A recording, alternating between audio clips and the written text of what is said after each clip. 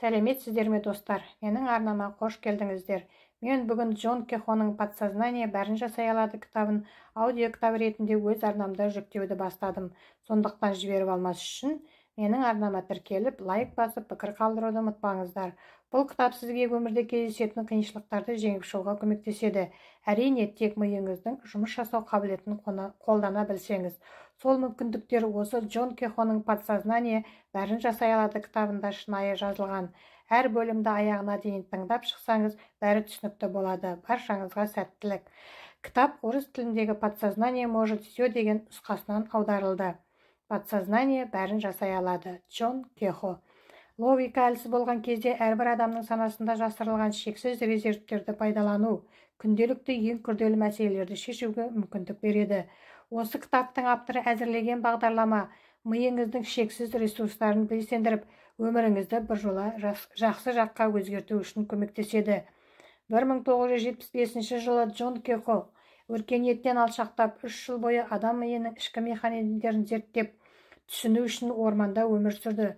Кехо әртүрлі ғылыми және рухани көздерден ақпарат ала отырып, сонымен қатар жеке бақылаулар мен тәжірибеге сүйене отырып, мидың күшін дамытуға арналған өзінің алғашқы қарапайым және өте сәтті бағдарламасын жасады.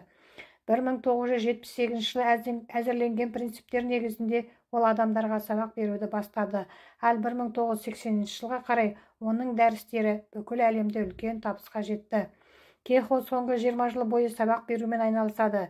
Қазіргі кезде ол әйелімен бірге Тынық мұхитының солтүстік-батыс жағалауында тұрады. Кітаптар мен дәрістер шығаруды жалғастыруда. Мен сіздермен жаңа шындықты жасау үшін қажетті бірқатар маңызды әдістермен бөліскім келеді. Мен «Подсознание бәрін жасай алады» кітабында осы кітапты қолданған көптеген адамдардың оқиғаларымен бөлісемін және олардың неге соншалықты тиімді екенін түсіндіремін. Ғалам күштерін басқару және өз мақсаттарыңызды жүзеге асыру үшін белсенді жұмыс істеу өте қызықты. Менің кітабым сізді осыған қажетті барлық әдістермен таныстырады. Сізге тек оларды күнделікті өмірде қолдану ғана қалады. 20 жыл ішінде мен бұл жүйеде 100 мыңнан астам адамдарды үлкен сүйіспеншілікпен оқыттым. Енді бұл кітаптың шығуына байланысты әлем бойынша тағы миллиондаған адамдар онымен таныса алады. Егер сіз бұл кітапты бірінші рет қолыңызға алып отырсаңыз, қош келдіңіз. Менің ашқан жаңалықтарым сізге көп жағынан көмектесетініне сенімдімін. Және жеке өзім сіздерге «Подсознание бәрін жасай алады» жүйесін ұсынғаныма өте қуаныштымын. Басқаша көзқарас. Горацио достым, дүниеде біздің даналарымыздың түсіне кірмеген көптеген нәрселер бар. Шекспир. Сізге автомобиль айдау үшін карбюратордың немесе тұтану жүйесінің қалай жұмыс істейтінін білудің қажеті жоқ. Сол сияқты мидың күшін пайдалану үшін физика заңдарын білудің немесе шындықтың мәнін түсінудің қажеті жоқ. Автокөліктерді санаулы адамдар ғана түсінеді, бірақ бұл көптеген адамдарға көлік жүргізуге кедергі келтірмейді. Мидың күші де солай. Кез келген адам бұл жүйенің негіздерін меңгеріп, оны күнделікті өмірде өз тәжірибесінде сәтті қолдана алады. Біз шын мәнінде мидың қалай жұмыс жасайтынын жақсы түсіну үшін соңғы 20 жылда ғылымда жасалған ерекше таңғаларлық жаңалықтарды зерттеуден бастаймыз. Визуализация немесе ойша бейнелеу бұл жай ғана қажетсіз армандау емес. Адамға заттардың бір-біріне жабыстыратын, сұйықтықты буға айналдыратын немесе тұқымдардың ісініп өсуіне әкелетін энергия ағындарын басқаруға және бағыттауға көмектесетін шығармашылық процесс екенін түсіндіреді. Осы энергия ағындарының мәнін түсінгеннен кейін сіз мидың мәнін түсінесіз және шабыт, дұға және интуиция табиғаттан тыс нәрсе емес. Ол адам үшін ашық және қолданылатын заңдарға бағынатынына көз жеткізесіз. Адамға белгілі ғаламдағы барлық нәрсе сияқты мидың күштері ғылыми терминологиялардан босатылып және қолжетімді түрде ұсынылатын болса, бұның бәрі адам заңдарымен басқарылатынын түсінетін боласыз. Маған сіздерді осындай қызықты әлеммен таныстыруға рұқсат етіңіздер. Қазіргі физика ғаламды динамикалық белсенділіктің шексіз бөлінбейтін желісі ретінде қарастырады. Ол өмір сүріп қана қоймайды және үнемі өзгереді. Оның барлық құрамдас бөліктері бір-біріне әсер етеді. Бастапқы деңгейде ғалам біртұтас, бөлінбейтін, әрбір объект пен әрбір әрекетке енетін энергияның түптес теңізінің бір түрі болып көрінеді. Олардың бәрі бірге. Бір сөзбен айтқанда, бүгінде ғалымдар мистиктердің, көріпкелдердің, оккультистердің мыңдаған жылдар бойы айтып келе жатқанын растайды. Біз жеке элементтер емес, сол алыптың бір бөлігіміз. бір тал шөпті жұлған кезде бүкіл ғалам дірілдейді. Упанишад мәлімдемелерінен. Қазіргі физика біздің материалдық әлемге деген көзқарасымызды өзгертті. Бүгінгі күні ешкім бөлшектерді қандай да бір негізгі заттардан тұрады деп мәлімдемейді. Олар энергия шоғыры ретінде қарастырылады. Олар кванттық секірулер деп аталады және кенет қозғалыстарды жасай алады. Кейбір жағдайларда біртұтас нысан ретінде әрекет етеді, болмаса таза энергия толқындары ретінде. Шындығында ештеңе тұрақты емес, бәрі үздіксіз қозғалыста болатын модельдердің бір бөлігі болып саналады. Тіпті жартас бұл энергияның қатты қозғалыс бейінінің нәтижесі. Ғалам тірі және динамикалық, ал біз оның ішінде бола отырып және оның бөлігі бола тұрып тірі және динамикалықпыз. Ғалам алып голограмма. Голографиялық әсердің ашылуына әкелген теорияларды алғаш рет 1947 жылы ашқан Денис Гарбар, кейін ол осыны ашқан үшін Нобель сыйлығымен марапатталды. Голограмма оның әрбір құрамдас бөлігінде тұтас болатын құбылыс. Мысалы, теңіз жұлдызы белгілі голографиялық эффектіге ие. Оның бір бөлігін кесіп тастасаңыз, ол қайтадан өседі. Оның үстіне кесілген бөліктен жаңа теңіз жұлдызы өсе алады. Оның генетикалық коды әрбір бөліктерге енгізілген. Бірнеше жыл бұрын голограммалар көрмесінде голографиялық эффект арқылы түсірілген фотосуреттерді көрдім. Олардың бірінде тік тұрған әйел бейнеленген. Оң жақтағы суретке қарасаңыз, темекі тұтатып тұрған әйелді көресіз. Егер де сол жағынан қарасаңыз, сурет өзгеше бейнеге енеді. Әйел еркелеген позада бейнеленеді. Егер бұл фотосурет кенеттен құлап көптеген бөліктерге бөлініп кетсе, олардың әрқайсысында сіз күткен әйелдің аяқ киімі немесе көйлегінің бір бөлігі немесе оның бетінің бір бөлігі емес, әйелдің тұтас бейнесін көресіз. Суреттің кез келген сынығына әртүрлі бұрыштардан қарап, суреттің қалай өзгергенін көруге болады. Әйел біресе темекі тұтатады, біресе электргіш қалпында қатып қалады. Әрбір сынық тұтас бір суретті қамтиды. Қазіргі кезде шындық бұл негізінде голограмма және мидың жұмысы да голографиялық әсерге негізделген деген қорытындыға келді. Біздің ойлау процестеріміз ғаламның дамуының ең төменгі деңгейі мен ортақ нәрселері бар және бірдей заттардан тұрады. Ми бұл голографиялық ғаламды көрсететін голограмма. Бұл ерекше идеяның авторлары екі көрнекті әлемдік ойшылдар, Лондон университетінің физигі Эйнштейннің шәкірті және әлемдік кванттық физиканың көрнектілерінің бірі Дэвид Бом және Стэнфорд университетінің нейрофизиологы Карл Брайбрам. Олар ғылымның әртүрлі салаларында жұмыс істей отырып, өз жаңалықтарын бір-бірінен тәуелсіз жасады. Бом кванттық физиканың құбылыстары мен процестерін дәстүрлі теория арқылы түсіндіру барысында бірнеше рет сәтсіздікке ұшырап, ғалам голографиялық табиғат деген шешімге келді. Брайбрам адам миын зерттей отырып, оның көптеген жұмақтарын шешуге дәстүрлі теориялардың қабілетсіздігіне көз жеткізді. Екі ғалым үшін голографиялық модель кенеттен мағынаға толы болды және бұрын шешілмеген көптеген сұрақтарға жауап болды. Олар өз жаңалықтарын 70-ші жылдардың басында жариялады. Олардың жұмысы ғылыми ортада жанды реакция тапты, бірақ өкінішке орай одан асып кең танымал бола алмады. Кейбіреулер оларға күмәнмен қарады, бірақ олардың жақтастарының қатарына әлемнің көптеген жетекші ғалымдары қосылды. Кембридж ғалымы 1973 жылы физика бойынша Нобель сыйлығының лауреаты Брайан Джозефсон Бом менен Брайбрам теориясын шындықтың мәнін түсінудегі серпіліс деп атады. Канададағы Королева университетінің физигі және материя мен мидың арасындағы көпір кітабының авторы доктор Дэвид Пит бұл пікірмен келіседі және біздің ойлау процестеріміз көптеген адамдар ойлағаннан гөрі физикалық әлем мен айдағы әлде қайда тығыз байланысты екенін дәлелдейді. 1979 жылы Пристон университетінің техникалық және қолданбалы ғылымдар мектебінің деканы Роберт Джан материалдық шындықты ашуда сананың рөлін зерттеуге арналған бағдарлама жасады. Мыңдаған эксперименттер жүргізгеннен кейін Джан мен оның көмекшілері мидың материалдық шындыққа тікелей әсер етуі және әсер етуі мүмкін деуге толық негіз бар екенін анықтап, өз нәтижелерін жариялады.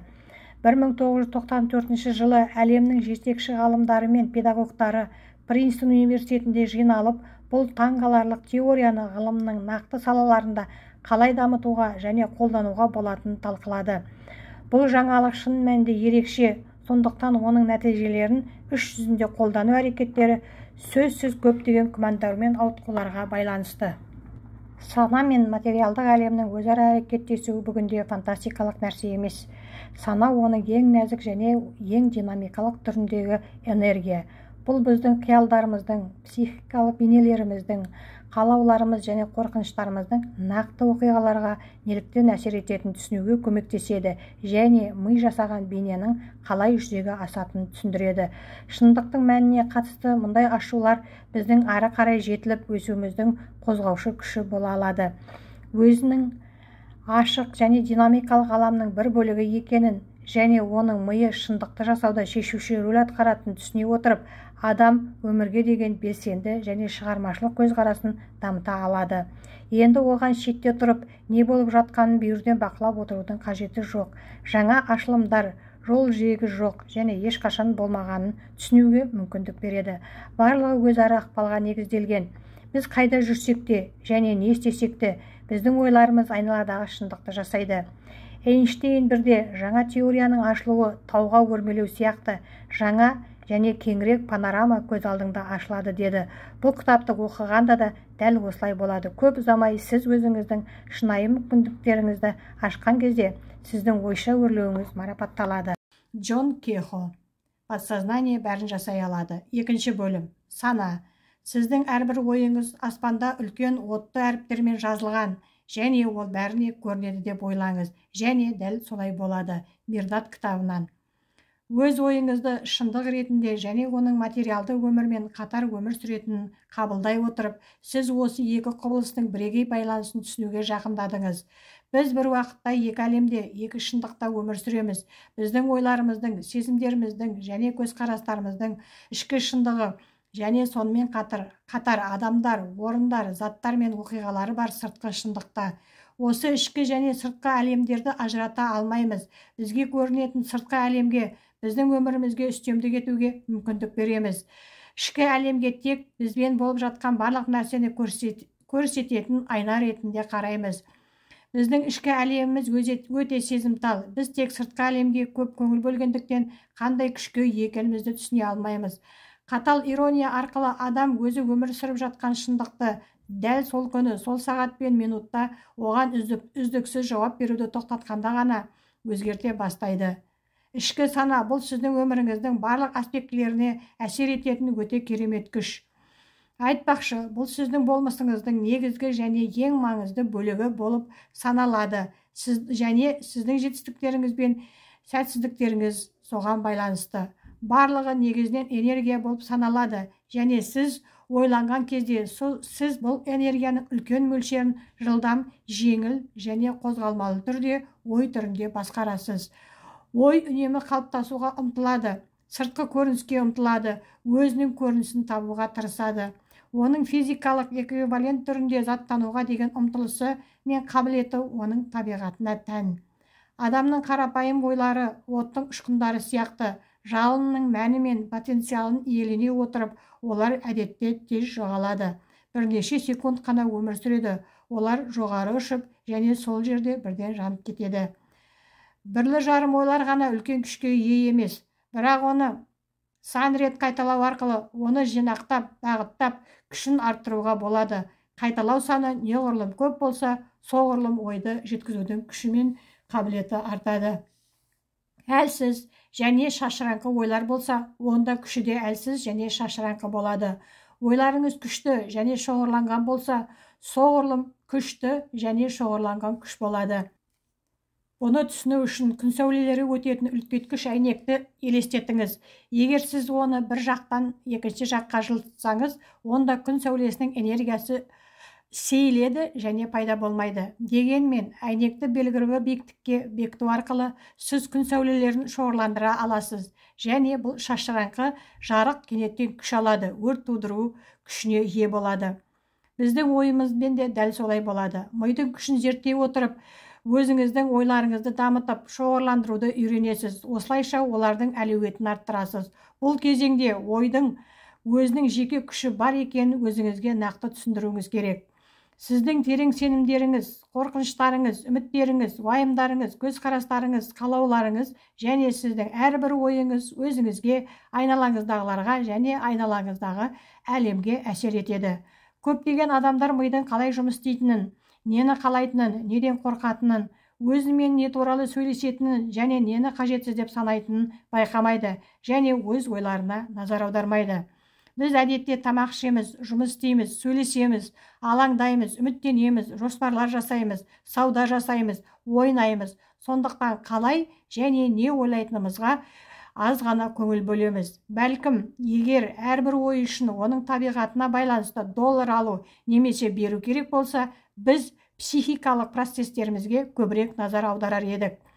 Күн сайын біздің миымызда мыңдаған ойлар пайда болатынын ескерсек, бұл өте қызықты ұсыныс сияқты көрінеді. Әрбір ойды жазып алып, қайсының бізге пайда келгенін, қайсының шығын әкелгенін белгілейтін бухгалтерлік жүйені елестетіп көріңіз. Барлығы өз ойларын барынша мұқият бақылап, бағыттап, кіріс әкелетіндерді ынта-жігермен тудырып, шығындарға әкеп соғатын нәрселерден аулақ болатын еді. Айтпақшы, бізде дәл осылай болып жатыр. Тек энергия доллар ретінде әрекет етеді. Үлкен есеп жүйесі жұмыс істейді. Ол ғалам деп аталады және ол бірде-бір ойды назардан тыс қалдырмайды. Адамның ішкі дүниесі жансыз үйілген кірпіш немесе тас емес. Сіздің әрбір ойыңыз осы жүйеде көрініс табады және оған әсер етеді. Қаласаңыз да, қаламасаңыз да, ойлау арқылы сіз әрқашан өз шындығыңызды жасайсыз. Жаңа өмірді бастаудың алғашқы қадамы таңқаларлық қарапайым. Тек ойларыңыздың ағымын қадағалап және оларды сәйкестікпен бағыттау керек. Әр адам өз өмірін өзі жасайды, сондықтан өмір салтыңызға сын көзбен қараңыз. Сіз қаржылық әл-ауқатқа ұмтыламын дейсіз, бірақ үнемі ақшаның жоқтығына және қымбатшылыққа шағымданасыз. Сіз өзіңізде жоқ нәрсеге көңіл аударасыз, келетін шоттардан қорқасыз, алаңдайсыз және жағдайдан қалай шығу керектігін қинала ойлайсыз. Сіз қаржылық жетістікке ұмтыласыз, бірақ санаңыз ақшаның жоқтығына және уайымға бейімделген және ешқашан бұл жетістікке жете алмайсыз.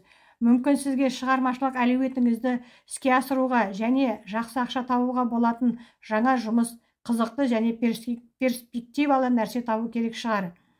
Үнемі өзіңізге мұндай жұмыстың жоқ екенін нықтай берсеңіз, оны ешқашан таба алмайсыз, шындығында оны ешқашан ала алмайсыз. Мүмкін сіз көпшіл, еркін, өзіңізге сенімді болғыңыз келетін шығар, бірақ өзіңізді компанияны қалай қолдау керектігін білмейтін қолапайсыз адамға санап, өз проблемаларыңыз бен кемшіліктеріңізді қайта-қайта еске түсіре бересіз. Нәтижесінде сіздің өзіңіз қалаған тұлғаға айналуыңыз екіталай. Сіз күшті болғыңыз келуі мүмкін, бірақ әлсіздік сіздің санаңыздан орын алса, бар болғаны бір күні қалаған күшке ие боламын деген үмітпен ғана өзіңізді жұбатасыз. Бір сөзбен айтқанда, тек бір ғана тілекпен бұндай іске көмектесе алмайсыз. Бірдеңе өзгереді деп үміттенудің қажеті жоқ. Күніне 12, тіпті 15 сағат тынымсыз еңбек етсеңіз де жеткіліксіз. Алға жылжу үшін ойлау қабілетіңізді өзгерту қажет. Бұл аса маңызды шарттардың бірі болып саналады. Кімде бар болса, оған сонша беріледі, ал кімде жоқ болса, ол адам сол барынан айырылады. Бұл сөзді алғаш оқығанда маған өте әділетсіз болып көрінді. Барлардың одан да көп алатыны, ал жоқтардың азғантайынан айырылатыны дұрыс па?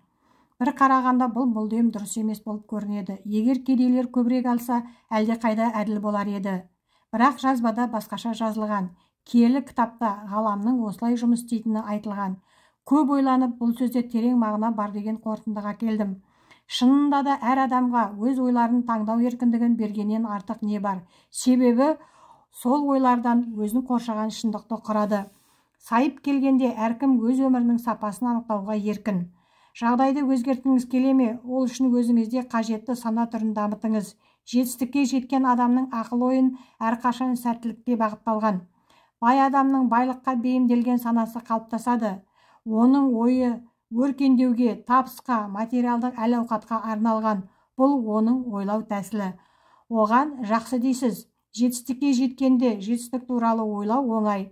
Бай адамға молшылық туралы ойлау қиын емес. Бірақ менде бәрі басқаша. Менде жетістік жоқ. Мен кедеймін. Өмірлік жағдайлар мені төмен тартады. Қате, түп тамырынан қате. Сізге өмірлік жағдайлар мен қазіргі қалыптаспаған жағдайлар кедергі келтірмейді. Сізге кедергі келтіретін және жетістікке жетуге мүмкіндік бермейтін жалғыз нәрсе сіздің ойларыңыз. Кішкене күш-жігер мен жаттығу керек, және сіз өз ойларыңызды басқаруды және сананың қажетті түрін дамытуды үйренесіз. Айналадағы шындық сананың жаңа түрін дамытқаннан кейін ғана өзгеруі мүмкін, бірақ одан бұрын емес. Жаңа сана алда жүруі керек. Сіз өмірде не қалайтыныңызды шешіп қойдыңыз ба?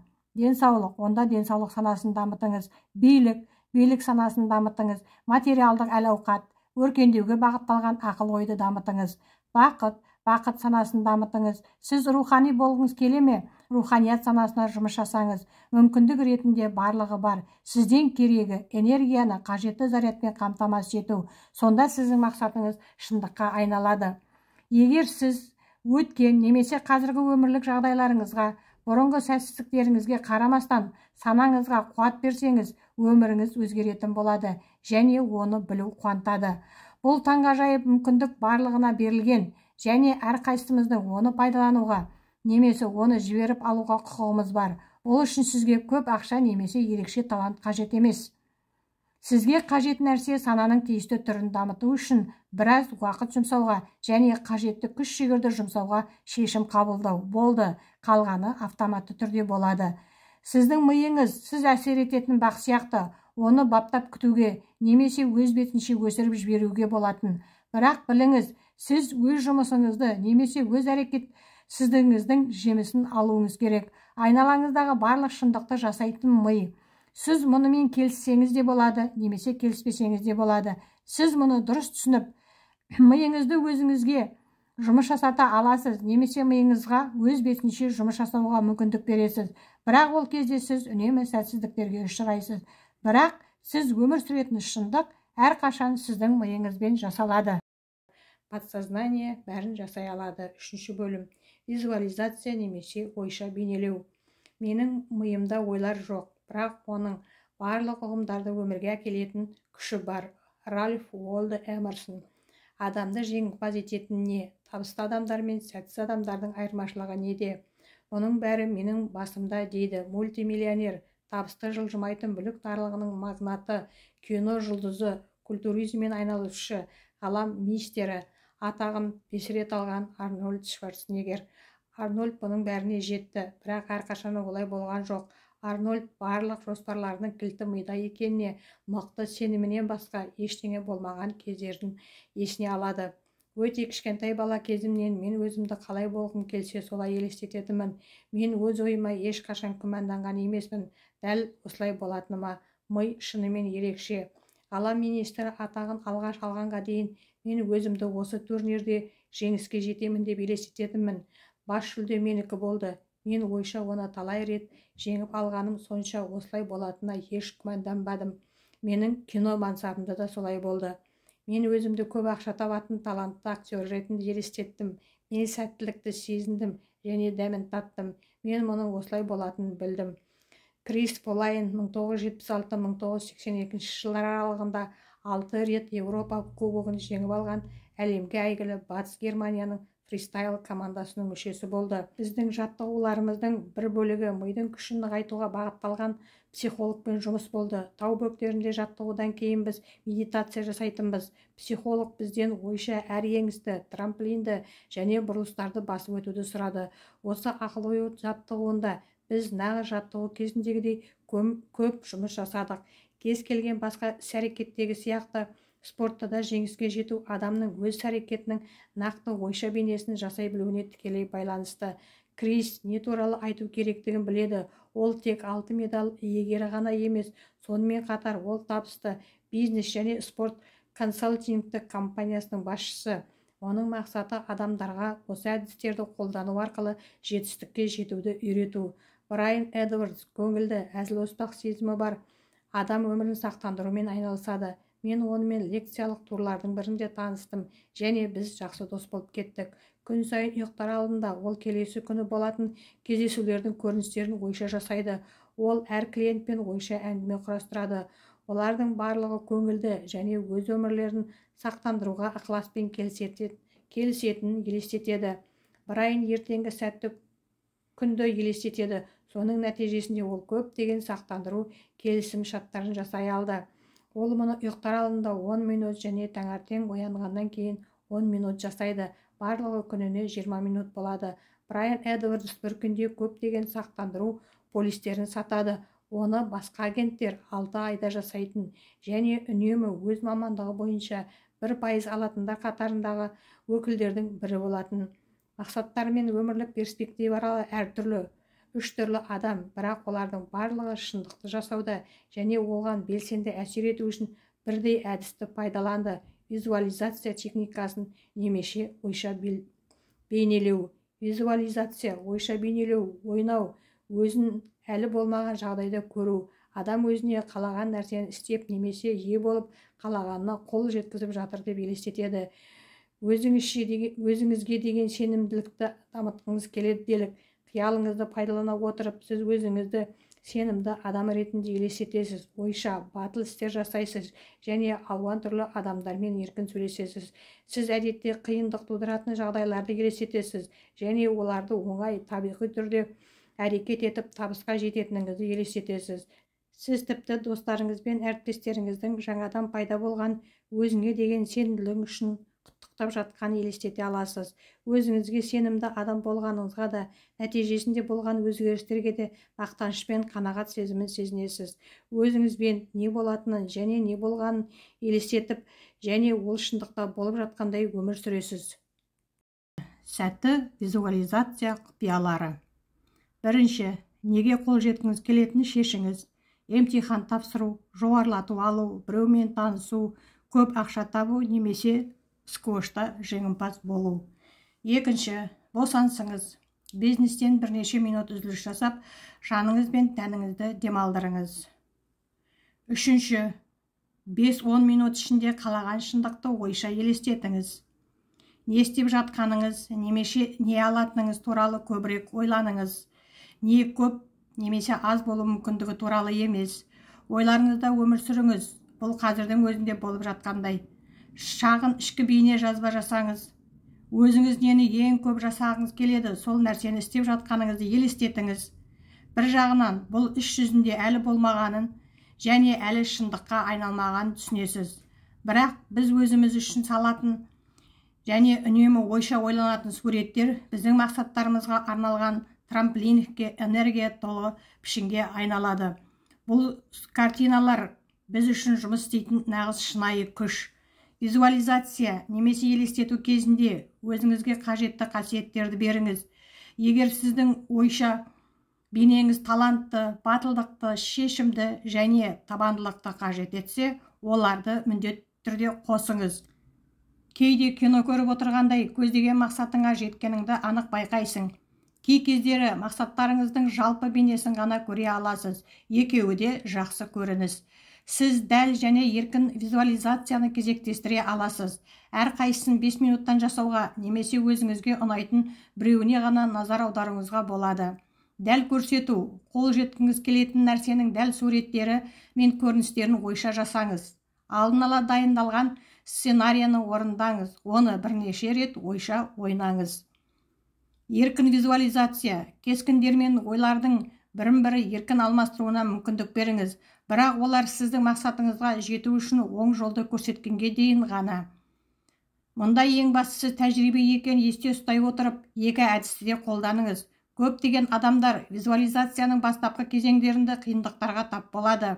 Олардың миы қалаған көріністерді жасап, сыза алмайды. Егер сізде де солай болса, уайымдамаңыз. Суреттің толық және аяқталған болуы міндетті емес. Жүйелі түрде визуализациямен айналыса отырып, көп ұзамай миыңыз өз қалауыңыз бойынша ойша суреттерді жасауға үйренгенін байқайсыз.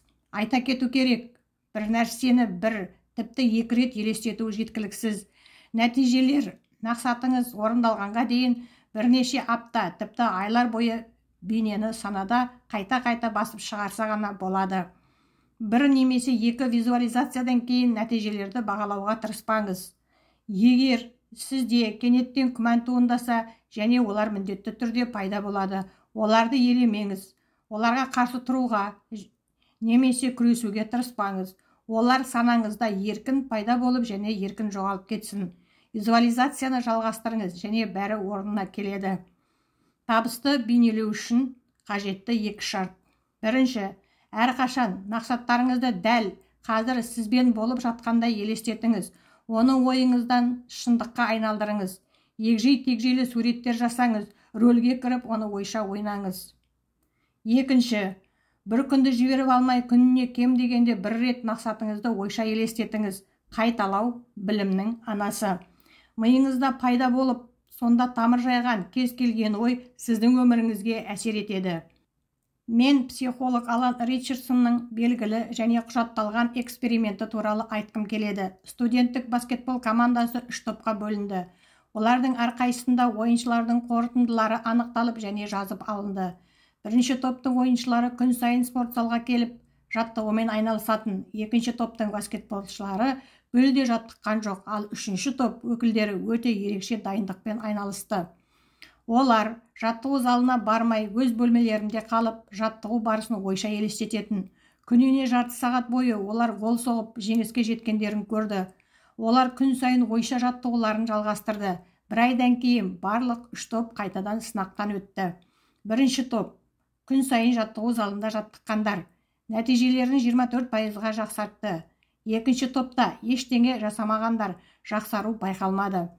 Үшінші топтың ойша жаттыққан ойыншылар нәтижесі 300-де жаттығу залында жаттыққандармен бірдей болды. Сонымен шығармашылық визуализацияның күші зор. Бірақ бұл жерде табиғаттан тыс ештеңе жоқ. Ол ішкі механизмдер мен энергияның жұмысына, сондай-ақ ішкі ресурстарыңызды шығармашылықпен бағыттай білуге негізделген. Дұрыс ұйымдастырылған қиял адамның ең серпінді мүмкіндіктерінің бірі болып табылады. Дәл қазір осы сыйлықты пайдалана біліңіз. Бұл құбылыстың ерекшеліктері туралы алаңдамаңыз, немесе ойланбаңыз, тек процеске сеніңіз. Сұраныс, ұсыныстан кейін келеді, сондықтан керек нәтижені қажетті уақытта аласыз. Мақсатқа жетудің жолдары мен тәсілдерін табатыныңызға сенімді болыңыз. Табиғат әрқашан өзіне қойылған талаптарды орындай алады.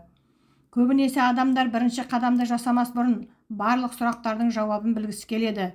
Біз алдын ала болжап, барлық болатын нәзіктіктерді көргіміз келеді.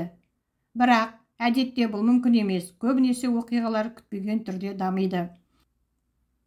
Актриса Кэрол Бернетт Лос-Анджелесте дүниеге келіп, әжесінің қолында тәрбиеленген. Олар жәрдемақымен ғана өмір сүргендіктен әл-ауқатқа әрең жеткізетін, және кедей болғаны сонша әжесі қоғамдық дәретханаларда дәретхана қағазын жинайтын. Әрине, оларда талантты қызды өзі армандаған университетке жіберуге ақшалары болмады. Алайда ол бір кезде оқуға түсетінін білді. Университетке түсе алмаймын деген ой менде болған жоқ.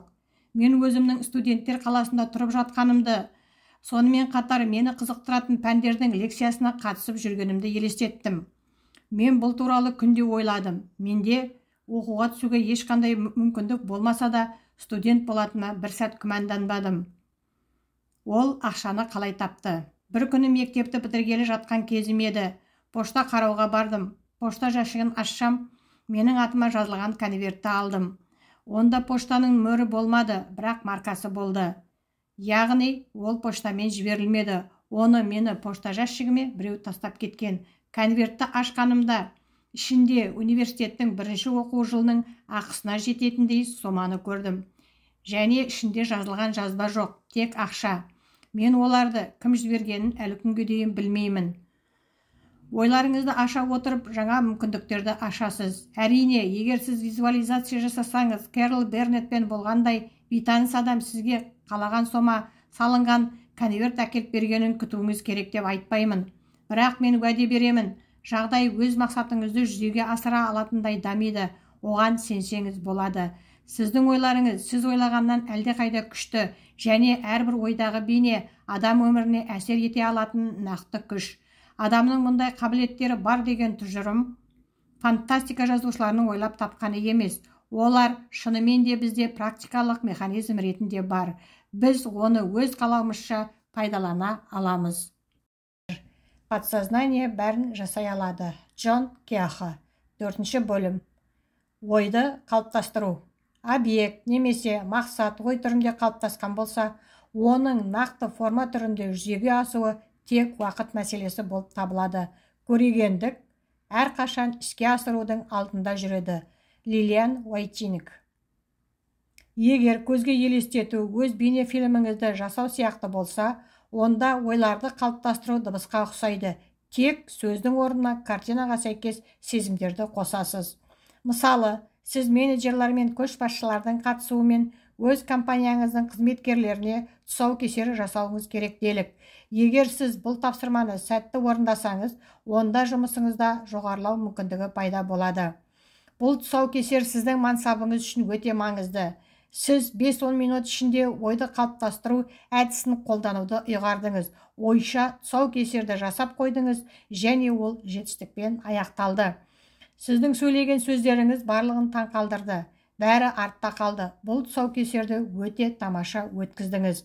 Ойды қалыптастырудың елестетуден айырмашылығы. Сіз ең алдымен ұсынып отырған нәрсеге ойыңызды шоғырландырасыз. Бұл жерде сіздің қиялыңыз ойнайды. Сәтті тұсаукесерден кейін қандай сезімде болдыңыз? Сіз осы кезде не сезінесіз? Толқу, шабыттану, қатты қуаныш, немесе тыныштық, мүмкін жүйке дірілін сезіндіңіз бе? Сіздің реакцияңыз қандай ма болмасын, сезімдеріңізді ойша елестетіңіз. Оларды ой елігінен өткізіңіз.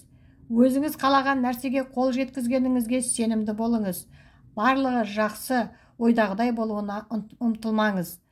Тек оның орындалғанын санаңызда бекітіңіз. Бәрі жақсы болуы керек деп емес, бәрі жақсы өтті деп нықтаңыз.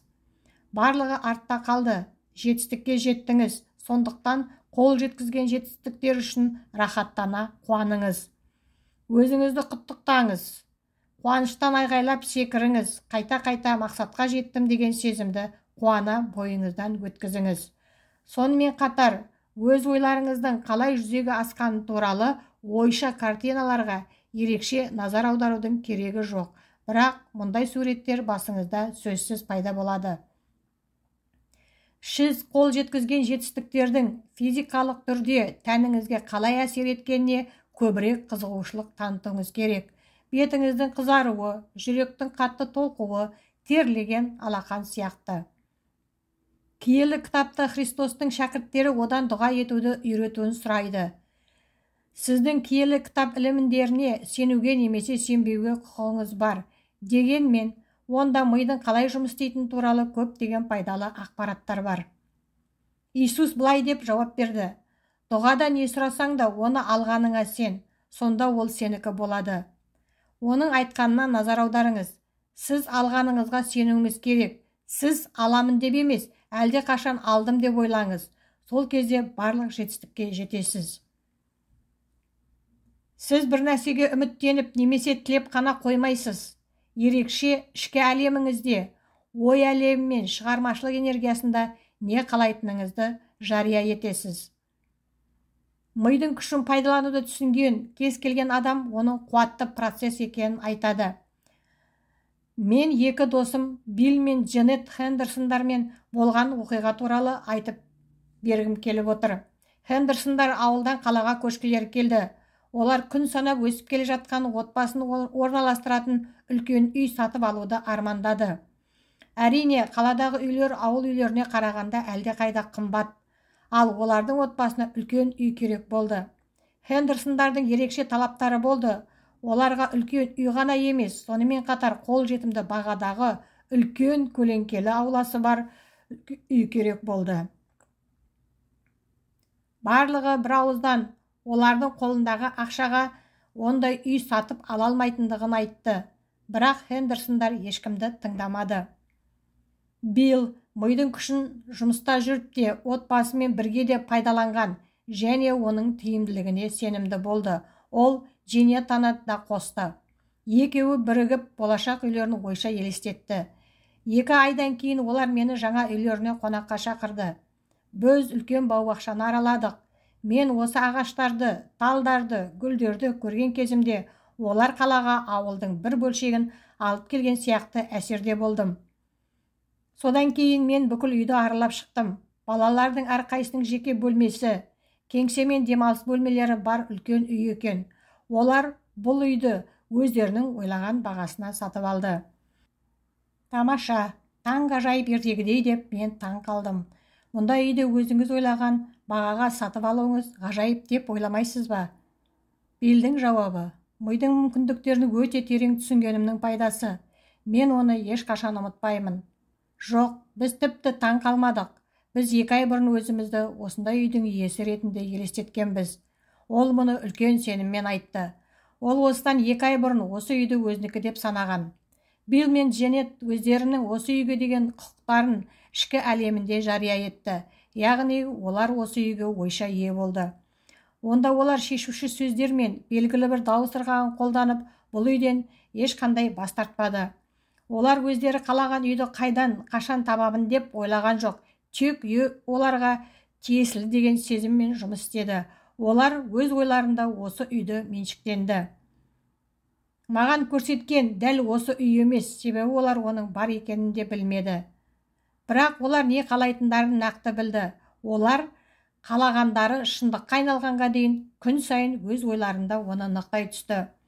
Бүгінгі күні Хендерсондар ойды қалыптастыру және мидың күшінің басқа әдістерін қолданып қана қоймай, сонымен қатар оларды балаларына үйретуде, өмірде жетістіктерге жету үшін.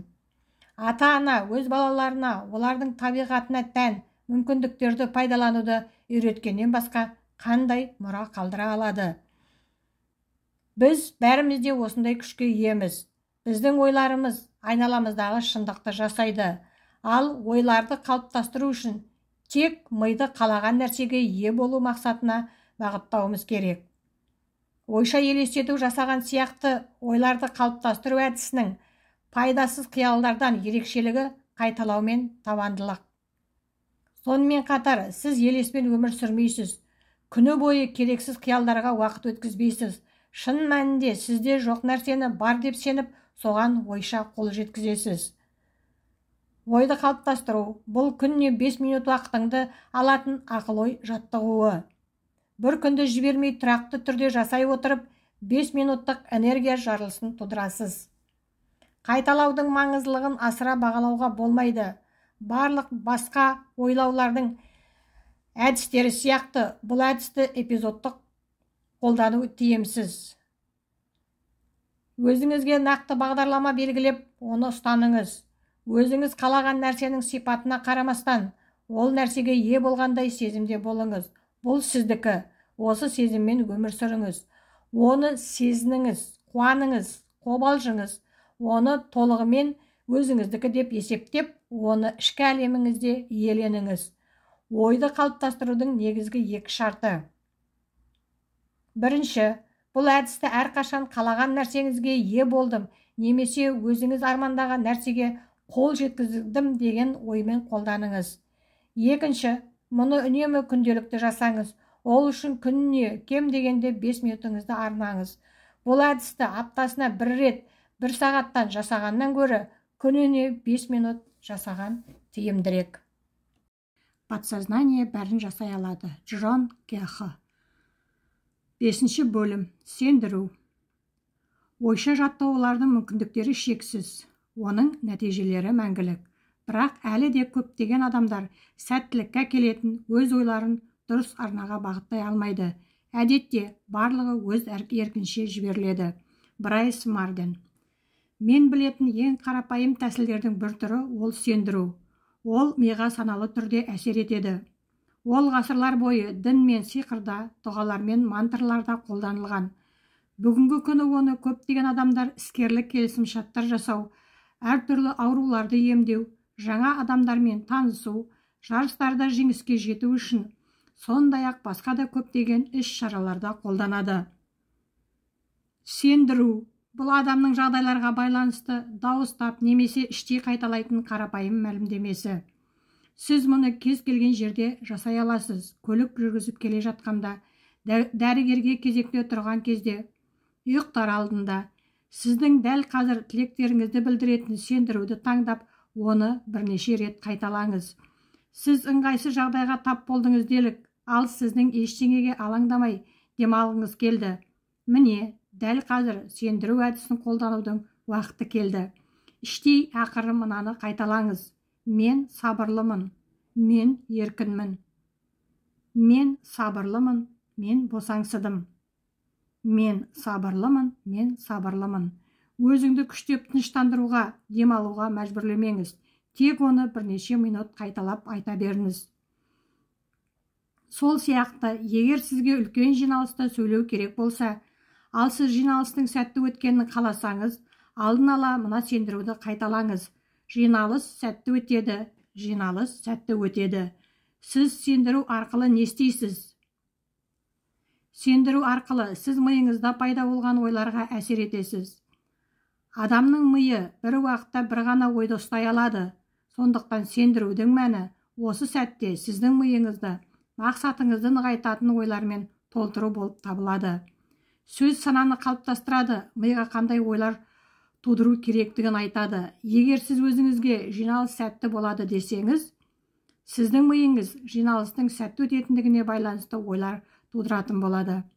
Ми сіздің тарапыңыздан ешқандай күш жұмсамай, сендірудің жасырын мағынасын және негізгі мазмұнын таңдайды. Сырттай қарағанда бәрі тым қарапайым болып көрінеді, бірақ шын мәнінде бұл әдіс сіздің мақсатыңызға жетуге өте тиімді көмектеседі. Өз қалауыңызды тиісті сендіру түрінде жасап, оны үнемі қолданыңыз. Менің бір танысым, табысты бизнесмен, әр күнін көп сатылым, көп күлкі деген сөзбен бастайды. Бұл тіркесті таңертең бірнеше рет, күндіз бірнеше рет қайталайды. Сендіру кезінде нені еске алу керек? Бірінші, сендіру кезінде міндетті түрде сенудің қажеті жоқ. Кейбір адамдар сендіру әдісі тиімсіз деп санағандықтан осылай істеген болуы керек. Бұл қателік сендірудің барлық әсерін жоққа шығаруы мүмкін. Бұл туралы ойламаңыз, тек сендіруді қайталаңыз. Егер сіз өзіңіздің айтқан сөздеріңізге сенсеңіз, әрине, онда тамаша. Ал сенбесеңіз, мұның еш жамандығы жоқ. Бұл маңызды емес. Ми сіздің сендіру сөздеріңіздің мазмұнын өзі таңдайды және қажетті ойлар санада пайда болады. Сізге көп күш-жігер салудың қажеті жоқ. Екінші, сендіру әрқашан оң болуы керек. Теріс сөйлем емес, сендіру түрінде қалыптастырыңыз. Мысалы, жиналыс жақсы өткенін қаласаңыз, мынаны айтпаңыз. Мен жиналыста сәтсіздікке ұшырамаймын. Қобалжымауды қаласаңыз, мен қобалжымаймын деп айтпау керек. Ми бұл жоқ деген сөзді қабылдамайды. Нәтижесінде сіз өзіңізді жиналыста сәтсіздікке немесе қобалжуға дайындайсыз. Ми елестеткен нәрсеге емес, өзін-өзі бұзатын бейнелерге назар аударады. Үшінші, сендіру қысқаша болуы керек. Бұл мантрларға ұқсас. Айтылуы және қайталануы оңай, қысқа және қарапайым сендіру. Мен әдетте 10 сөзден аспайтын сендірулерді ойлап табамын. Кейде тіпті 2 сөздің өзі керемет әсер етуі мүмкін. Мысалы, бас айналдыратын жетістік немесе сатылымның рекордтық саны. Мен жарты бетті алатын сендірулерді көрдім. Бұндай сөз тіркестерін бірнеше рет қайталау өте қиын. Тіпті 2 сөйлемнің өзі сендіру үшін көп. Сіз сендіруді ойыңызда бекіту үшін қайталайсыз. Сондықтан ол неғұрлым қысқа болса, соғұрлым жақсы. Қайталап айтамын, сендіру қысқа, ырғақты және қайталауға оңай болуы керек. Өзіңізге қарсы бағытталған сендірулерден аулақ болыңыз. Мысалға, мен бұған ешқашан қол жеткізе алмаймын. Мен мұны ешқашан жасай алмаймын. Бұл мүмкін емес. Мен сәтсіздікке ұшыраймын. Мен адамдармен тіл табыса алмаймын. Мен қателесетімді білемін. Мен әрқашан жеңіліске ұшыраймын. Адамдар көп жағдайда мұндай сендірулерді санадан тыс пайдаланады. Кез келген жағдайда ондай сендірулерден аулақ болыңыз. Жақында лекциялық тур кезінде басымнан өткен оқиға туралы айтып берейін. Дәрістердің жартысы біткен соң келесі айлардағы кестеме қарап, өз көзіме өзім сене алмадым. Әртүрлі қалалардағы дәрістер бірінен соң бірі өтіп жатты. Кейде бір күнде бірнешеуі өтетін. Мен келесі ай әбден шаршататын шығар деп ойлай бастадым. Мен өзіме мынаны айта бастадым. Мен әбден шаршаймын. 2-3 күн бойы алдағы сапарымды ешқандай көңіл күйсіз күйзеліспен күттім. Осындай ауыр жоспар жасаған адамды қарғай бастадым. Кейін ойымды жинақтаған кезде өз-өзіме күлдім. Мидың күші туралы дәріс оқып отырып, мен өзім жалған сендірулердің тұзағына түскенімді сездім. Айтатыны жоқ, әдемі сендіру, мен әбден шаршаймын. Сондықтан мен бірден жаңа сендіру жасадым. 3 сөзге назар аудардым: жинақылық, сабырлық, қуаныш. Мен оларды бірнеше минут бойы қайталадым. Келесі күні де сол сендірулерден бастадым. Өз жоспарларым есіме түскен сайын қайталап отырдым. Бірнеше күннен кейін мен сабырлы және жинақы болсам, бұл марафон жарысы өте қызықты болуы мүмкін деп ойлай бастадым. Неге ол менің көңіл күйімді бұзуы керек? Осы 3 сөз бәрін өзгертті. Кесте өзгеріссіз қалды. Менің көзқарасым өзгерді. Өзімнің азапқа айналдырып жібере жаздаған сапарым қызықты, шытырман оқиғаға айналды. Мен жиналып, сабырлы болдым. Жағымсыз сендірулерді оңға ауыстырып, бұл шақыруды қабылдағаныма риза болдым. Сондай-ақ, сізде мақсатыңызға жетуге көмектесетін өзіңіздің сендірулеріңізді жасай аласыз. Олар өте қарапайым болғандықтан, сіз оларды кез келген жерде айта аласыз. Банкте кезекке тұрғанда, дәрігердің қабылдауында, немесе көлік кептелісінде. Сізге оларға сенудің қажеті жоқ. Сендіруді қайталай отырып, сізде шынымен әлі жоқ нәрсенің бар екеніне сөзбе-сөз сенбеу керек. Сізге тек сендіруді қайталау жеткілікті. Бұл басты талап. Мен таңертеңнен бастауға кеңес берер едім. Өйткені таңертеңгі сағаттар күннің қалған уақытын анықтайды. 2-3 минуттық жаттығу жасай отырып, көптеген нәтижелерге жетесіз. Күн сайын бәрі жақсы жаққа өзгереді. Бүгінгі таңда Эмиль Куэ ондай танымал емес, бірақ бұл есім осы ғасырдың басында өте танымал болған. Ол осы сендіру әдісін ойлап тауып, оны науқас адамдарды емдеуге қолданған. Кейін өзінің осы әдісін Еуропа мен Солтүстік Американың көптеген клиникаларында насихаттаумен айналысқан. Бір кездері оның жұмысы сенсацияға айналды. Сонымен қатар оның қайтыс болғанына бірнеше ондаған жылдар өтсе де, осы кезге дейін ол туралы әңгіме басылған жоқ. Куэ науқас адамдардың таңертең және түнде ұйықтар алдында қарапайым сендіруді қайталаса, аурудан тезірек жазылып кететінін байқады. Оның науқастарға үйреткен сендіруі: күн өткен сайын мен өзімді жақсы және одан да жақсы сезінемін. Таңертең 2 минут, кешке 2 минут болды. Нәтиженің таңғаларлық болғаны сонша, ол өзін-өзі сендіру туралы бірнеше кітап жазды. Және бүкіл әлемдегі адамдарды өзін-өзі сендіру арқылы аурудан емделуге болатынын үйрете бастады. Куэнің сендіруі науқастың миы күн өткен сайын оның дені сау, жақсы болып жатыр дегенге бағытталған. Мыңдаған адамдардың Куэ әдісіменен емделіп шыққаны құжат түрінде дәлелденген. Біздің замандастарымыздың ішінде ерекше музыкасымен, гуманистік көзқарасымен және таңғажайып ашықтығымен есте қалған әнші және композитор Джон Леннонды бәріміз білеміз. Леннон сиқырға және мидың күшіне деген қызығушылығын жасырмады. Бұл оның әндерінде де көрінеді. Оның «Ми ойындары» әнінің сөздерінен байқауға болады. Біз ми ойындарын ойнаймыз, болашақты бүгінгі күннен жасау арқылы. Леннон елестету мен сендіру әдістерін білген және оларды қолдана білген. Осының бәрін менің миым жасайды деп айтуды ұнататын. Ал оның ұлы Синге арнап жазған «Жақсы бала» әнінде ол былай жырлайды: ұйықтар алдында мына қысқа дұғаны айтыңыз: күн сайын мен өзімді жақсы сезінемін. Куэ және басқа да көптеген ұлы адамдар сияқты ол осы мәңгілік шындықты білуде өзіндік жолын ашты. Джон Леннон әндері бізді өзімізге, өз күшімізбен, мүмкіндіктерімізге сенуге шақырады. Сіз өзіңді кім деп санайсың? Жұлдыз ба? Сенікі дұрыс деп ән салады. Подсознание бәрін жасай алады. Джон Кеха. 6 бөлім. Түсіну. Жетістіктің артынан жаңа жетістік келеді. Көптеген адамдар өздерінің жетістіктері мен сәттіліктерін емес, өздерінің сәтсіздіктері мен кемшіліктерін көреді. Бір нәрсеге қол жеткізгеннен кейін біз бірнеше күн немесе апта бойы қуаныш сезімінде боламыз. Содан кейін біз өзімізге жаңа мақсаттар мен нұсқаулар қоямыз. Біз қол жеткізген жетістіктерден алған қанағаттану сезімінен тез алшақтаймыз. Оны тез ұмытамыз. Барлық назар жаңа мақсаттар мен тілектерге ауысады да, өткен жетістіктерден алған қуаныш сезімі тез жоғалады. Осылайша, адам жетістіктің ең қуатты энергиясын босқа жұмсайды. Әлі қол жеткізбеген нәрсеге көңіл аудара отырып, біз мидағы сәтсіздік туралы идеяны санадан тыс түрде нығайтамыз. Адам таңғажайып нәтижелерге қол жеткізу арқылы өткен сәттіліктерінен алған жетістіктің энергиясын қайта пайдалана алады. Өкінішке орай, оны өте сирек жасайды.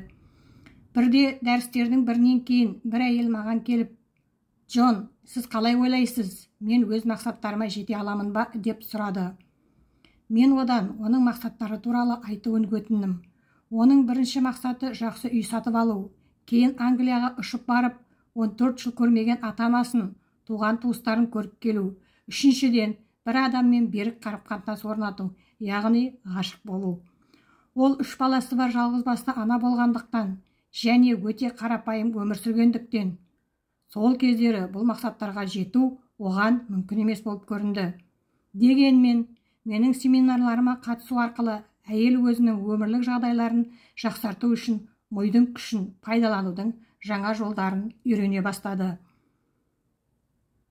Мен оған мидың күшін пайдалана отырып, оның шынымен де өз мақсаттарына жетуге мүмкіндігі бар екенін сендірдім. Мен бұл әйел туралы ешқашан қайтып ойламадым.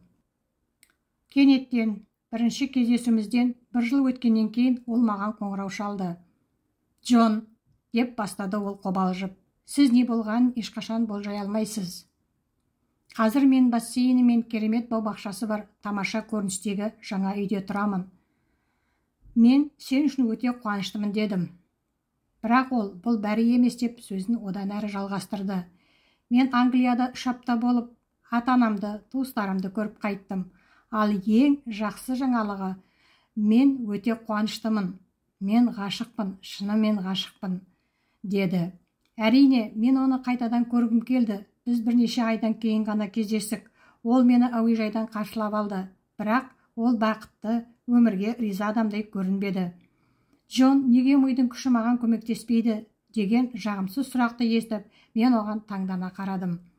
«Неге мидың күші маған көмектеспейді?» деп қайталады ол. Мен өз құлағыма өзім сене алмадым.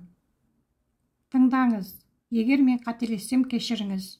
Сіз анау жаңа үй сатып алғыңыз келген, Англияға барып, туыстарыңызбен кездесіп, жақсы адаммен танысқыңыз келген әйел емессіз бе? Солай ма?» Ол маған ұяла қарады. «Ой, мен ол туралы ұмытып кетіппін ғой». Ол туралы ұмытып кетті. Мұны қалай ұмытуға болады? Иә, бұл өте қарапайым. Біз әрқашан осындай жағдайға тап боламыз. Ол бұрынғы мақсаттарына қол жеткізді. Енді ол жаңа мақсаттармен жұмыс істеуде. Оларды нақты тұжырымдамай-ақ, ол мидың күші енді оған көмектеспейтініне шын жүректен сенді. Ол бұрынғы жетістіктерін кәдімгідей мүлде ұмытты. Оның миы толығымен жаңа мақсаттарға бағытталды. Біз бұрынғы жетістіктерімізді мүлдем ұмытып, қол жеткізгіміз келетін нәрсеге назар аударамыз. Сізде жоқ нәрсеге аса көңіл аударудың керегі қанша? Біздің бәрімізде бір сәтсіздіктерге ұшырайтын кездеріміз болады. Кішкентай болса да қазіргі және өткен жеңістеріңіз үшін өзіңізді марапаттауды үйреніңіз. Өзіңізді күшті, бақытты және өзіңізді мақтан тұта алатын сәттерді іздеңіз. Ең кішкентай деген жетістіктеріңіз болса да, соған қуаныңыз. Қазір оларды осы сәтте жетістіктерді сезіну үшін пайдаланыңыз. Бұл болашақта сізге жетістікке жетуге көмектеседі. Жаңа мақсаттарға жету кезінде жеткен жетістіктеріңді мойындау өте тиімді. Мысалы, сіз алдыңғы қатарлы студиялардың бірінің разылығын алып, халық арасында танымал болып жүрген жас режиссерсіз делік. Танымалдық әдісін қолдана отырып, сіз өзіңіздің режиссерлік қабілеттеріңізге сенімділік сезінетін сәттерді іздей бастайсыз. Бұл сіз бұрын түсірген қысқаметражды фильмдер болуы мүмкін. Сол кездегі сыншылардың айтқан сөздерін еске алсаңыз да болады. Сіздің фильмдеріңіз қызықты және перспективалық жұмыстар ретінде бағаланғаны да сіздің бойыңызда жетістікке жету сезімін оятады. Осы жерде тоқтаңыз. Сіз бөлшектерді аса байқай алатындығыңызды еске түсіріңіз. Режиссер болу үшін қанша күш-жігер жұмсағаныңызды ойлаңыз. Әртүрлі адамдардың сіздің фильмдеріңіз туралы айтқан барлық мақтаулары мен жағымды сөздерін елестетіп көріңіз. Соңғы кездері жинаған барлық біліктілігіңізді, прогрестерді, жетістіктерді мойындаңыз. Ізденіңіз. Мен бұл сәтті қайталап айтамын. Ізденіңіз. Жетістік деп санауға болатын сәтті іздеңіз. Айқынды ғана емес, жалпы бәрін тану керек. Бұл ақымақтық немесе қажетсіз деп ойламаңыз. Сіздің жағымды қасиеттеріңіз жағымсыз қасиеттеріңізге қарағанда маңыздырақ. Сондықтан оны мақтан тұтыңыз. Жетістікті сезініңіз. Миыңызға қол жеткізген жетістіктерден бірнеше минут ләззат алуға мүмкіндік беріңіз. Бұл әдісті белгілі мақсатқа жету үшін ғана емес, жалпы жетістікке жету үшін де қолдануға болады. Дәл қазір 10 минут уақытыңызды бөліп, өткен және қазіргі өміріңіздің барлық жағына қатысы бар өзіңіздің барлық мықты жақтарыңызды қағаз бетіне жазыңыз. Мысалы, мен талғаммен киінемін. Мен жұмысты жақсы істеймін. Мен шығармашылық адамымын. Мен көп нәрсені білемін. Мен әңгімешілмін. Мен жомартпын. Мен суретті жақсы саламын. Мен оптимистпін. Мен автокөлікті абайлап жүргіземін. Менімен сөйлесу жақсы әсер береді. Онымен тоқтап қалмаңыз. Сіздің оң қасиеттеріңіз шексіз. Адамдар мені жақсы көреді. Мен көп жұмыс істеймін. Мен өмірден ләззат аламын. Мен жұбайымды сүйемін. Мен қамқор ата-анамын. Мен отбасыма және достарыма көмектесемін. Қазір мен жай ғана өзімнің жақсы қасиеттерімнің тізімін жасап шықтым. Тізімді мүмкіндігінше толық және ұзақ жасаңыз. Ол кемінде 20 пункттен тұруы керек.